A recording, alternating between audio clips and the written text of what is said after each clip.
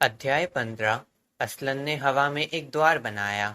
जैसे ही टेलमरीन सैनिकों ने असलन को देखा, उनके चेहरे ठंडे ग्रेवी जैसे पड़ गए। उनके घुटने कांपने लगे और कई तो मुंह के बल गिर पड़े। उन्होंने शेर के अस्तित्व पर कभी विश्वास नहीं किया था और यही उनके डर को और भी बढ़ा रहा था। यहाँ तक कि लाल बौने, जो जानते थे कि वह मित्र बनकर आए हैं, भी मुंह खुले खड़े रह गए और बोल ना सके। निकाब्रिक के दल के कुछ काले बौने चुपचाप खिसकने लगे, लेकिन सभी बोलने वाले जीव असलन के चारों ओर उमड़ पड़े। गुड़गुड़ाहट, सूंघने, किलकारियां और हिनहिनाहटों के साथ अपनी पूंछों से उस पर प्यार जताते, उसके शरीर से रगड़ खाते, श्रद्धा से अपनी नाक छूते और उसके शरीर के नीचे से और पैरों के बीच से आते जाते। अगर तुमने कभी देखा है कि एक छोटी बिल्ली किसी बड़े कुत्ते से प्यार करती है, जिससे वह परिचित और सुरक्षित महसूस करती है, तो तुम्हें इसका अच्छा चित्र मिल जाएगा।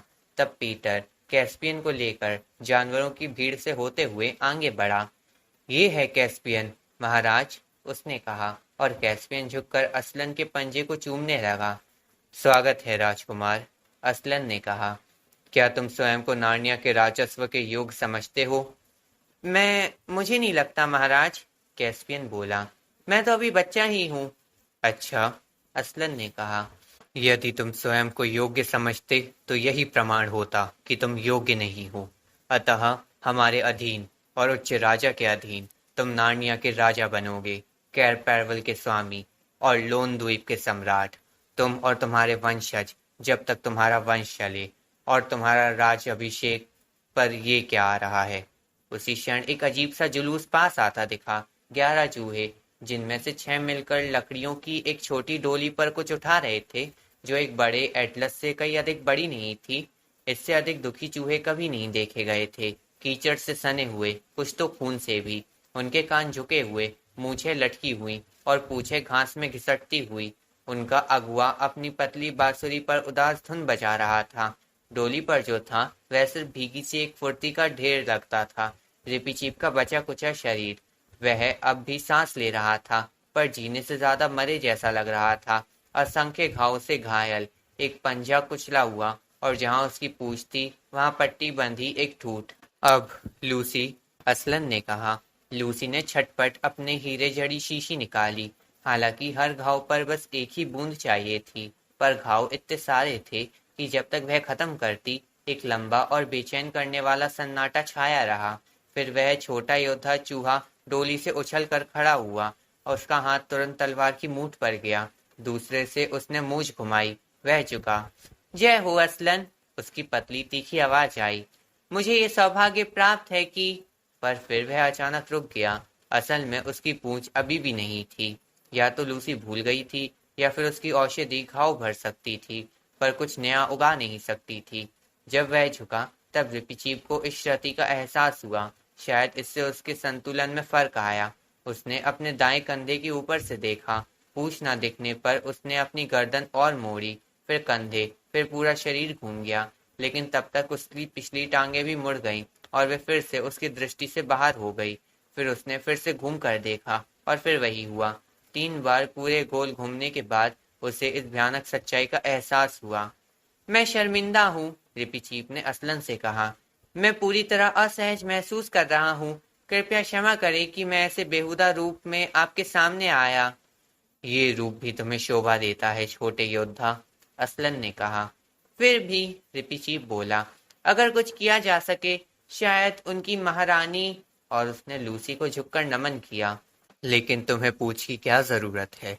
असलन ने पूछा। महाराज, चूहे ने कहा, मैं बिना पूछ के भी अपने राजा के लिए खाना खा सकता हूँ, सो सकता हूँ और मर सकता हूँ, लेकिन पूछ तो चूहे का सम्मान और गौरव होती है।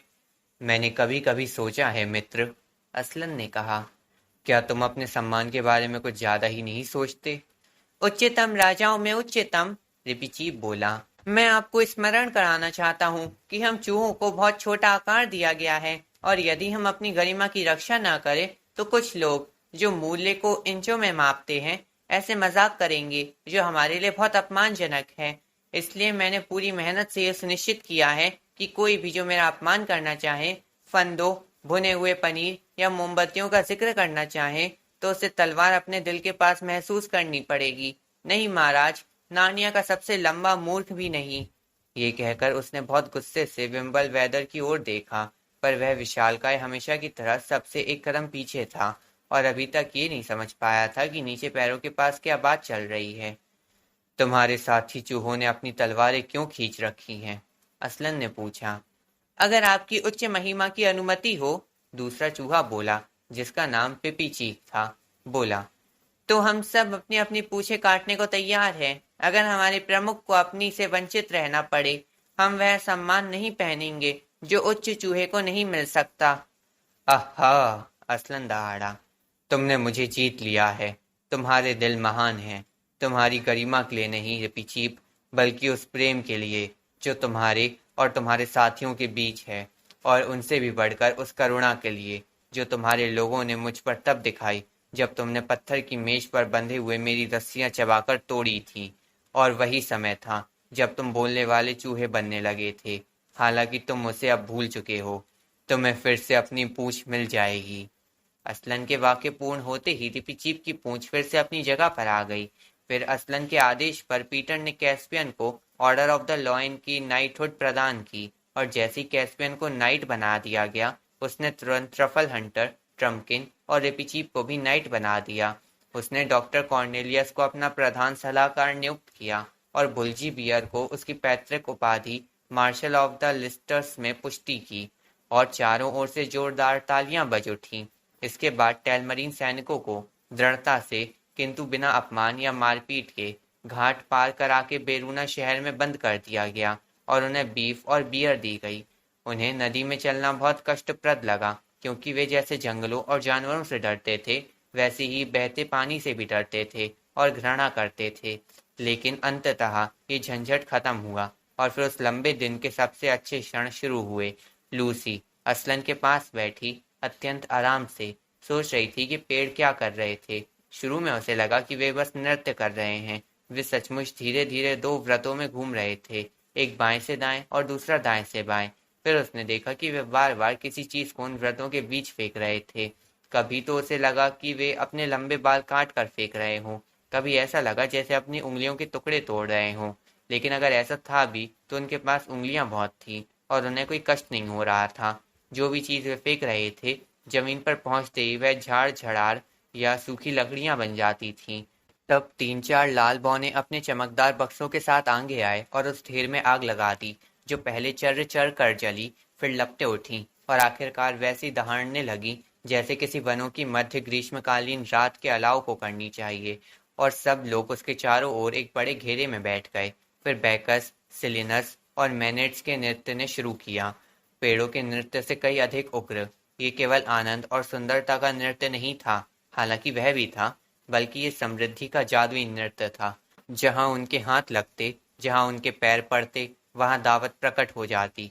भुने हुए मांस के टुकड़े जो उपवन को स्वादिष्ट गंधों से भर देते, गेहूं और जौ के केक, शहद और रंग बेरंगी चीनी, मलाई जो दलिए जितनी गाढ़ी और शांत जल जितनी चिकनी थी, आड़ू, नेक्टरिन, अनार, नाशपाती, स्ट्रॉबेरी, अंगूर, रस भरी फलों के पिरामिड और झरनों जैसे ढेर।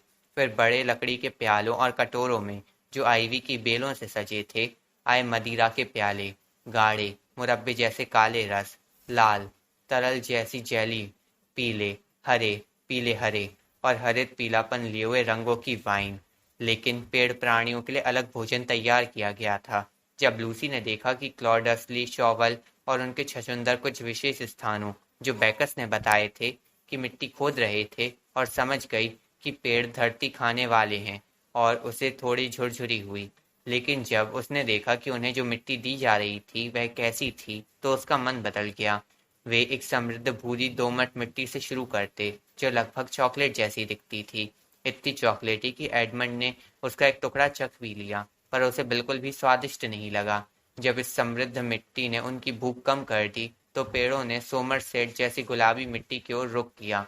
उन्होंने कहा यह हल्की और मीठी थी। जब चीज चरण आया तो उन्हें चूने जैसी मिट्टी दी गई। फिर उन्हें सबसे महीन बजरी, रजत रेत से सजी की सूक्ष्म मिठाइयाँ दी गईं। उन्होंने बहुत कम मदिरा पी, और वहीं भी होली वृक्षों को बहुत बातूनी बना गई। अधिकतर तो वे ओस और वर्षा के स्वाद से मिलकर बने पेय से ही अपनी प्यास बुझाते थे, जिनमें वन पुष्पों की सुगंध और बादलों के हल्के स्वाद की आभा होती थी। इस प्रकार असलन ने नार्निया वासियों को भोज कराया। सूरज डूबने के बहुत बाद तक, यहाँ तक कि तारों से भरा आकाश छा गया और वह महान अग्नि, अब कम शोर वाली पर अधिक गर्म, अंधेरी वनों में प्रकाश स्तंभ की भांति चमकने लगी। डरे हुए टेलमरीन सैनिकों ने इसे दूर से देखा और सोच में पड़ गए कि ये सब क्या है। इस दावत की सबसे अच्छी बात ये थी कि कोई समापन या विदा नहीं थी। जैसे जैसे बातचीत शांत होती गई, लोग एक एक करके झपकी लेने लगे और फिर गहरी नींद में चले गए, पैरों से अग्नि की ओर और दोनों ओर अच्छे मित्रों के बीच। अंततः वहां चारों ओर सन्नाटा छा गया और बेरूना के घाट पर पत्थरों पर बहते पानी की बुदबुदाहट फिर से सुनाई देने लगी। लेकिन सारी रात असलन और चांद एक दूसरे को प्रसन्नता और अडोल दृष्टि से निहारते रहे। अगले दिन दूत, जिनमें अधिकांश गिलहरियां और पक्षी थे, पूरे देश में फैला दिए गए। उन्होंने बिखरे हुए टेलमरीन लोगों को, बेरूना में बंद कैदियों को भी सूचित किया कि अब कैस्पियन राजा है और आगे से नार्निया बोलने वाले जानवरों, बौनों, ड्राइड्स, फॉन्स और अन्य प्राणियों की उतनी ही होगी जितनी मनुष्यों की। जो भी लोग इन नए हालात में रहना चाहें वे रह सकते हैं, पर जिन्हें ये पसंद ना हो उनके लिए असलन एक नया घर प्रदान करेंगे। जो कोई वहां जाना चाहे उसे 5वें दिन दोपहर तक असलन और राजाओं के पास बेरूना घाट पर पहुंचना होगा। आप कल्पना कर सकते हैं कि ये घोषणा टेलमरीन लोगों में कितनी माथापच्ची का कारण बनी। कुछ युवा, जिन्होंने कैस्पियन की तरह पुराने समय की कहानियां सुनी थी, बहुत प्रसन्न थे कि वह युग लौट आया है। वे पहले ही प्राणियों से दोस्ती कर रहे थे और उन्होंने नार्निया में ही रहने का निर्णय लिया। लेकिन अधिकांश बूढ़े, खासकर वे जो मिरास के अधीन ऊंचे पदों पर थे, नाराज और हताश थे। इन बेहुदा करतब दिखाने वाले जानवरों के साथ रहना कतई नहीं, वे बोले। और ये भूत भी, कुछ ने कांपते हुए जोड़ा। ये ड्राइड्स असल में यही हैं, भूत, अजीब चीज है। वे शंका में भी थे। हम भरोसा नहीं करते इन पर, उन्होंने कहा। इस भयानक शेर के होते हुए तो बिल्कुल नहीं। जल्दी ही वह अपने पंजों पर हमें चलाएगा, देख लेना। लेकिन वे असलन के नए घर वाले प्रस्ताव को लेकर भी उतने ही शंकित थे। हमें अपने मांद में ले जाकर एक एक कर खा जाएगा शायद, वे बड़बड़ाते। और जितना वे आपस में चर्चा करते उतने ही ज्यादा हठी और अविश्वासी होते जाते। लेकिन निश्चित दिन पर आधे से अधिक लोग उपस्थित हुए। ग्लेन वन के एक छोर पर असलन ने 2 लकड़ियों के खंभे खड़े कराए, जो एक आदमी से ऊंचे थे और आपस में लगभग 3 फुट की दूरी पर थे। एक तीसरी हल्की लकड़ी ऊपर से उन दोनों को जोड़ती थी, जिससे वह पूरा ढांचा एक ऐसे दरवाजे जैसा दिखता था जो कहीं से आता नहीं और कहीं जाता नहीं। इस दरवाजे के ठीक सामने असलन खड़ा था। उसके दाहिने ओर पीटर और बाईं ओर कैस्पियन। उनके चारों ओर सूजन और लूसी, ट्रम्पकिन और ट्रफल हंटर, लॉर्ड कॉर्नेलियस, ग्लेनस्टॉर्म, रिपीचीफ और अन्य नार्नियावासी एकत्र थे। बच्चों और बौनों ने मिरास के महल, जो अब कैस्पियन का महल था, में रखी शाही अलमारियों का पूरा उपयोग किया था। रेशम और सुनहरी कढ़ाई वाले वस्त्र, बर्फ जैसी सफेद लिनन जो आस्तीनों की फटी कतरनों से झलक रही थी, चांदी की जालीदार कमीजें और रत्न जड़ित तलवारें की मूठ, सोने से मढ़े हुए हेलमेट और पंखों वाली टोपी, वे इतने चमकीले लग रहे थे कि सीधे देखा नहीं जा सकता था। यहाँ तक कि जानवरों ने भी अपनी गर्दन में कीमती जंजीरें पहनी हुई थी। फिर भी किसी की भी नजर उन पर ना थी, न बच्चों पर। असलन की सुनहरी सजीव और सहलाने योग्य अयाल की आभा सबसे ऊपर थी। पुराने नार्नियावासी उस घास के मैदान के दोनों तरफ खड़े थे। दूर छोर पर टेलमरीन लोग खड़े थे। सूरज पूरी चमक में था और हवा में पताकाएं लहरा रहा था। टेलमार के लोग, असलन ने कहा, जो एक नया देश चाहते हैं, मेरी बात सुने। मैं तुम सबको तुम्हारे अपने देश भेजूंगा, जिसे मैं जानता हूं पर तुम नहीं। हमें टेलमार की याद नहीं, हमें नहीं पता वह कहाँ है, कैसा है, टेलमरीन लोग बड़बड़ाए।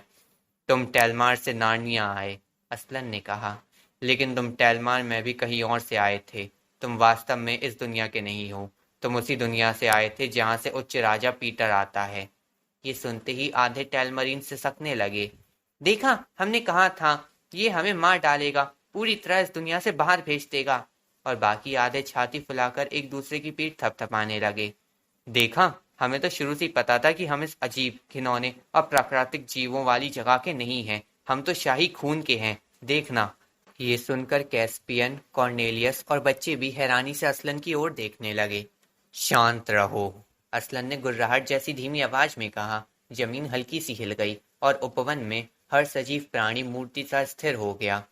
राजकुमार कैस्पियन, असलन ने कहा, तुम नार्निया के सच्चे राजा नहीं हो सकते थे जब तक कि पुराने राजाओं की तरह आदम की संतान ना होते और आदम की दुनिया से ना आते।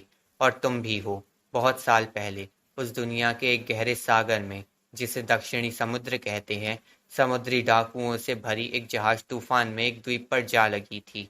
वहां उन्होंने समुद्री डाकुओं जैसा ही किया, स्थानीय लोगों को मार डाला, उनकी स्त्रियों से विवाह किया, ताड़ी बनाई, पी और मदहोश हुए। फिर नारियल के पेड़ों की छांव में पड़े रहे, जागे और झगड़ा किया, कभी कभी एक दूसरे को मार भी डाला। इन्हीं झगड़ों में से एक में 6 डाकुओं को बाकी लोगों ने भगा दिया और वे अपनी पत्नियों के साथ पहाड़ के अंदर एक गुफा में छिपने चले गए, जैसा उन्हें लगा। लेकिन वह गुफा उस दुनिया की एक जादुई जगह थी, एक दरार, एक फांक, जो 2 दुनियाओं को जोड़ती थी। पहले ऐसे बहुत रास्ते थे, अब वे कम हो गए हैं। ये उनमें से एक आखिरी था, मैं नहीं कहता कि बिल्कुल आखिरी। और इस तरह वे गिरते हुए, उठते हुए, भटकते हुए या फिसलते हुए इस दुनिया में आ पहुंचे, टेलमार की भूमि में, जो तब निर्जन थी। क्यों निर्जन थी, वह एक लंबी कहानी है, अभी नहीं बताऊंगा। टेलमार में उनके वंशज बसे, एक गर्वीली और कठोर जाति बन गई। और कई पीढ़ियों बाद जब टेलमार में अकाल पड़ा तो उन्होंने नार्निया पर आक्रमण किया और उसे जीत लिया। तब नार्निया भी अस्त व्यस्त था, लेकिन ये भी एक लंबी कहानी है। क्या तुमने सब ध्यान से सुना, राजा कैस्पियन? हाँ श्रीमान, कैस्पियन ने कहा। काश मेरा वंश कुछ अधिक सम्मानजनक होता। तुम आदम और ईव की संतान हो, असलन ने कहा, और ये इतनी बड़ी बात है कि ये सबसे निर्धन भिखारी को भी सिर ऊंचा करने का अधिकार देती है और पृथ्वी के सबसे बड़े सम्राट को भी झुकने पर मजबूर करती है। संतोष करो। कैस्पियन ने सिर झुकाया। अब, असलन ने कहा, टेलमार के लोगों, क्या तुम वापस उस द्वीप पर जाना चाहोगे जहां से तुम्हारे पूर्वज आए थे? वह बुरा स्थान नहीं है। जो समुद्री डाकू वहां पहले बसे थे, वे अब समाप्त हो चुके हैं। वह द्वीप निर्जन है। वहां मीठे पानी के कुएं हैं, उपजाऊ जमीन, लकड़ी, मछलियां, और उस दुनिया के अन्य लोग ने अब तक उसे खोजा नहीं है। दरवाजा खुला है, लेकिन याद रखो, एक बार चले गए तो ये हमेशा के लिए बंद हो जाएगा। 2 दुनियाओं के बीच कोई और आवाजाही नहीं होगी। कुछ क्षण के लिए मौन छा गया। फिर टेलमरीन सैनिकों में से एक हट्टा कट्टा भला व्यक्ति आगे बढ़ा और बोला, ठीक है, मैं ये प्रस्ताव स्वीकार करता हूँ। तुमने अच्छा चुना, असलन ने कहा, और क्योंकि तुमने पहले बोला, तुम्हारे ऊपर महान जादू का प्रभाव है, तुम्हारा भविष्य उज्जवल होगा। आगे बढ़ो। अब थोड़ा पीला पड़ चुका वह आदमी आगे बढ़ा। असलन और उसका दरबार पीछे हट गया ताकि उसे उस लकड़ी के दरवाजे की ओर पूरा मार्ग मिल सके। जाओ मेरे बेटे, असलन ने कहा, झुककर उसकी नाक को अपनी से छूते हुए। जैसी शेर की सांस उसके ऊपर आई, उसकी आंखों में एक नई चमक आ गई, जैसे वह कुछ याद करने की कोशिश कर रहा हो। फिर उसने अपने कंधे सीधे किए और दरवाजे में से चल दिया। सभी की निगाहें उस पर टिकी थी। उन्होंने उन तीनों लकड़ियों को देखा और उनके बीच से नार्निया का आकाश, पेड़ और घास। उन्होंने उस आदमी को दरवाजे के भीतर देखा और फिर एक ही पल में वह पूरी तरह गायब हो गया। ग्लेड के दूसरे छोर पर बचे हुए टेलमरीन लोग चिल्लाने लगे, उफ, उसके साथ क्या हुआ? तुम हमें मारना चाहते हो क्या? हम उस रास्ते से नहीं जाएंगे। और फिर एक चालाक टेलमरीन ने कहा, हमें तो उन लकड़ियों के बीच कोई और दुनिया नहीं दिखती। अगर चाहते हो कि हम उस पर विश्वास करें तो तुम में से कोई जाओ। तुम सब अपने अपने लोगों को दूर ही रख रहे हो उन लकड़ियों से। तुरंत ही रिपीचीप आगे आया और झुककर बोला, अगर मेरा उदाहरण किसी काम आ सके असलन, उसने कहा, तो मैं बिना किसी विलंब के 11 चूहों को लेकर इस मेहराब के पार ले जाऊं, जैसा आप कहें। नहीं छोटे प्यारे, असलन ने बहुत हल्के से अपना मखमली पंजा रिपीचीप के सिर पर रखते हुए कहा, वे लोग उस दुनिया में तुम्हारे साथ भयानक व्यवहार करेंगे। वे तुम्हें मेलों में दिखाने की चीज बना देंगे। दूसरों को ये नेतृत्व करना होगा। चलो, पीटर ने अचानक एडमंड और लूसी से कहा, हमारा समय हो गया है। क्या मतलब? एडमंड ने पूछा। इस रास्ते, सूजन ने कहा, जिसे जैसे सब कुछ पहले से पता था। हमें पेड़ों के पीछे जाना है। हमें कपड़े बदलने हैं। क्या बदलना है? लूसी ने पूछा। कपड़े और क्या, सूजन ने कहा। सोचो जरा, अगर हम इन शाही पोशाकों में किसी इंग्लैंड स्टेशन के प्लेटफॉर्म पर उतरे तो कैसी मूर्खता लगेगी। लेकिन हमारे दूसरे कपड़े तो कैस्पियन के महल में हैं, एडमंड ने कहा। नहीं नहीं, वहां नहीं है, पीटर ने कहा, जो उन्हें घने जंगल की ओर ले जा रहा था। वे सुबह ही गठरियों में बांधकर यहाँ ला दिए गए थे। सब पहले से ही तय था। क्या यही बात थी जो आज सुबह असलन तुमसे और सूजन से कह रहा था? लूसी ने पूछा। हाँ, यही और कुछ भी, पीटर ने गंभीरता से कहा। मैं सब नहीं बता सकता। कुछ बातें उसने सूजन और मुझसे खास तौर पर कही थी, क्योंकि हम अब नार्निया वापस नहीं आएंगे। कभी नहीं? एडमंड और लूसी ने हैरानी से पूछा। ओह, तुम दोनों तो आओगे, पीटर ने जवाब दिया। कम से कम उसने जो कहा उससे तो मुझे ऐसा ही लगता है, लेकिन सूजन और मैं नहीं लौटेंगे। उसने कहा हम अब बहुत बड़े हो गए हैं। ओ पीटर, लूसी बोली, कितनी बुरी किस्मत है ये। क्या तुम ये सह सकोगे? मेरा ख्याल है हाँ, पीटर ने कहा। ये सब कुछ वैसा नहीं है जैसा मैं सोचता था। जब तुम्हारी आखिरी बार होगी तब तुम समझोगे। लेकिन चलो, हमारे कपड़े यहाँ हैं। अपने शाही वस्त्रों को उतारना और फिर अपने पुराने स्कूल के कपड़ों, जो अब बहुत ताज़ा भी नहीं रह गए थे, में वापस आना अजीब था और कुछ खास अच्छा नहीं लगा। खास तौर पर उस महान सभा में कुछ गंदे टेलमरीन सैनिकों ने मजाक उड़ाया, लेकिन बाकी सभी प्राणियों ने तालियां बजाई और पीटर महान राजा, सींग वाली सूजन रानी, राजा एडमंड और रानी लूसी के सम्मान में खड़े हो गए। उनके पुराने मित्रों से विदाई का समय था। प्यारे जानवरों के चुंबन, बुल्ची बियर की भुजाओं में कसकर आलिंगन और ट्रम्पकिन से हाथ मिलाना, ट्रफल हंटर के साथ एक आखिरी गुदगुदी भरी मूछों वाली झप्पी, और निश्चित रूप से कैस्पियन ने सींग सूजन को लौटाने की पेशकश की, और जाहिर है सूजन ने उसे कहा कि वह इसे अपने पास रखे। और फिर विचित्र ढंग से सुंदर और दुखद असलन से विदाई का क्षण आया। पीटर आगे खड़ा हुआ। उसके कंधों पर सूजन ने हाथ रखा, सूजन के कंधों पर एडमंड का हाथ, और एडमंड के कंधों पर लूसी का। लूसी के पीछे पहला टेलमरीन खड़ा था, और इस तरह एक लंबी कतार में वे दरवाजे की ओर बढ़े। फिर जो क्षण आया उसे बताना कठिन है, क्योंकि बच्चों को जैसे एक साथ तीन दृश्य दिखे। पहला, एक गुफा का द्वार जो प्रशांत महासागर के हरे नीले उजाले वाले एक द्वीप की ओर खुलता था, जहां टेलमरीन लोग पहुंचने वाले थे। दूसरा, नार्निया का उपवन, बौनों और जानवरों के चेहरे, असलन की गहरी आंखें और बिच्छू के गालों पर सफेद धब्बे। और तीसरा, जो जल्दी ही बाकी दो दृश्यों को निगल गया, एक देशी रेलवे स्टेशन का धूसर, कंकड़ पत्थर वाला प्लेटफॉर्म और एक बेंच जिसके चारों ओर सामान पड़ा था, जहां वे सब ऐसे बैठे थे जैसे कभी हिले ही ना हो। सारी रोमांचक घटनाओं के बाद ये सब कुछ एक पल को थोड़ा फीका और सूना सा लगा, लेकिन फिर भी एक अलग ही ढंग से अच्छा भी लगा। रेलवे स्टेशन की जानी पहचानी गंध, अंग्रेजी आसमान और सामने आने वाला समर टर्म। तो पीटर ने कहा, हमने क्या समय बिताया। धत्त, एडमंड ने कहा, मैं अपनी नई टॉर्च तो नार्निया में ही भूल गया।